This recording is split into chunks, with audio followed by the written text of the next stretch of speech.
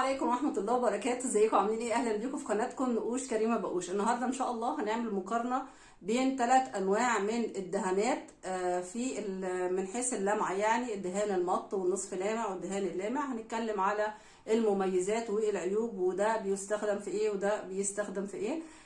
لو اول مرة تشوفوا القناة ما تنسوش تشتركوا وتفعلوا زر الجرس، ويلا بينا نبدأ في المقارنة حالا. احنا دلوقتي معانا 3 انواع من الدهان، 3 من شركة واحدة.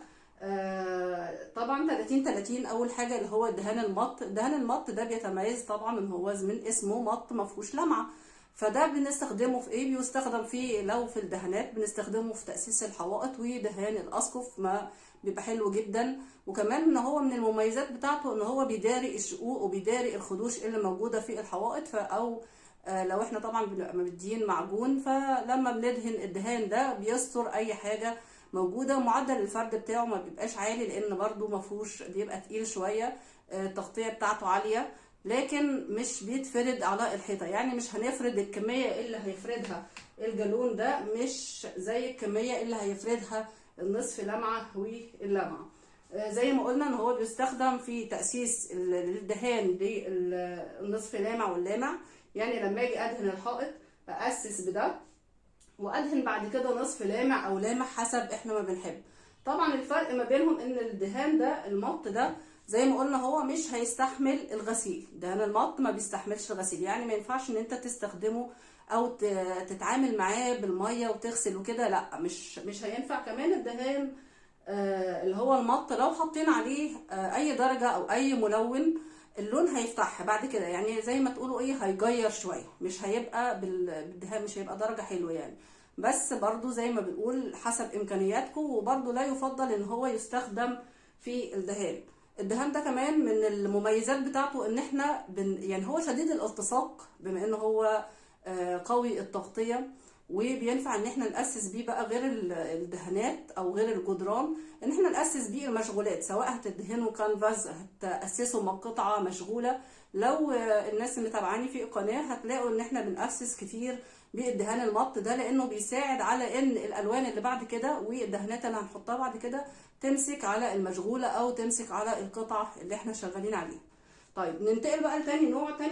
اللي هو بيقول لك ايه؟ خير الامور الوسط. الدهان النصف لمعه ده نسبه الاكريليك طبعا فيه اعلى، قابل للغسيل، اللمعه بتاعته ولا هي عاليه ولا هي قليله، يعني اللمعه بتاعته حلوه مريحه للعين، بيتقبل الالوان، اي ملون او اي مركز لوني بتحطوه بيدي معاكم درجات حلوه جدا. كمان يعني ممكن اللون اللي انتوا تحطوه بعد كده بيغمق درجه او 2، فانتوا تاخدوا بالكم من ده في تطبيق الالوان. عموما بنستخدمه على الحيطان، ما بيديش اللمعه العاليه اللي هي تتعب عينك او تاذيك، وكمان مش بيبقى لونه مطفي، لا درجه اللمعان بتاعته حلوه جدا.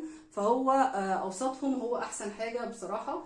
كمان في استخدامه بالنسبه الالوان اللي بتصنع من النصف لمعه احسن كتير من الالوان اللي بتصنع باللمعه.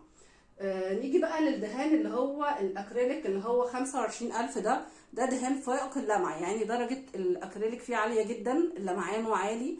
انتوا بقى هتختاروا الاماكن مثلا اللي هي تكون انتوا شايفين ان هي هتتسخ او هتتعرض لعوامل جويه اكتر ومحتاجه ان هي تتنظف باستمرار، فممكن تستخدموا فيها الدهان اللامع ده عشان يستحمل الغسيل ويستحمل مقاومته عاليه للميه.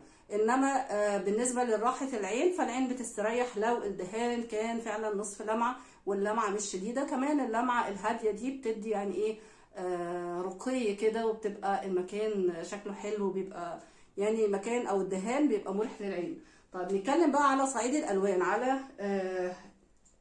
لو انا استخدمت اي حاجه من دول في التلوين.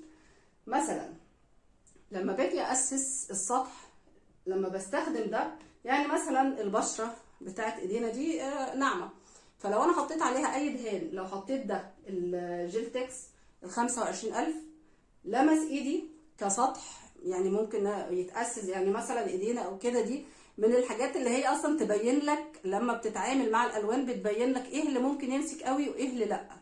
لو انا حطيت ال30 على فكره صعوبه ان هو يخرج من ايدك اكتر من صعوبه اللي بعده، اكتر من اللي بعده. يعني ايه اكتر واحد فيهم ممكن ان هو يخرج من على السطح؟ يعني لازم يتاسس قبله جلتكس 25000. لما اجي اسس ما ينفعش ان ده ادهن بيه على طول، لازم يكون تحته تاسيس عشان خاطر يمسك في السطح. يليه النصف لمعه ده احسن طبعا. وبعد كده الديتون ال30 ده يعني هو احسن حاجه للاساس. فلو انتوا هتستخدموا تاسسوا الوان او تاسسوا اي مشغوله، استخدموا طبعا ال30 لو هتستخدموا في الالوان استخدموا جلتكس 2000. لو زي ما بنقولنا اسطح محتاجه غسيل كتير يبقى هنستخدم اللي هو 25000. يا رب يكون الفيديو والمقارنه تكون افادتكم، ولو محتاجين اي حاجه سيبوها لي في التعليقات، واشوفكم ان شاء الله في فيديو تاني. مع السلامه.